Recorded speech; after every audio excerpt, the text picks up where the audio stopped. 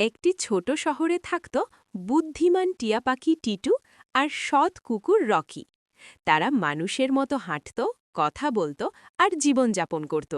প্রতিদিন সকালে রকি কাঁধে ব্যাগ নিয়ে বাজারে যেত, আর টিটু বসে থাকত তার কাঁধে, পথ দেখানো একজন গাইডের মতো।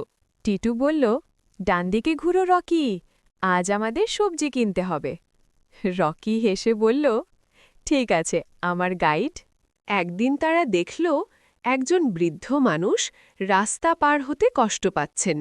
রকি আলতো করে বৃদ্ধের হাত ধরল আর খুব সাবধানে তাকে রাস্তা পার করে দিল, একজন ভালো মানুষের মতো। টিটু ওপরে উড়ে গিয়ে চিৎকার করে বলল, থামুন, দয়া করে রাস্তা ফাঁকা করুন। সবাই অবাক হয়ে থেমে গেল। মানুষেরা বিস্ময় বলল, এরা তো মানুষের থেকেও ভালো কাজ করছে। সন্ধ্যায় টিটু আর রকি এক চায়ের দোকানে বসে মানুষের মতো আনন্দে গল্প করতে লাগল। টিটু বলল, ভালো কাজ করলে মন শান্ত থাকে। রকি উষ্ণ হাসি দিয়া মাথা নাড়ল।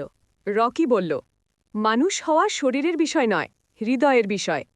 শিক্ষা, ভালো হৃদয়ই কাউকে সত্যিকারের মানুষ বানায়। আপনি যদি সুন্দর গল্প ভালোবাসেন তাহলে আমাদের এআই ফ্রেম স্টোরি চ্যানেলটি সাবস্ক্রাইব করতে ভুলবেন না।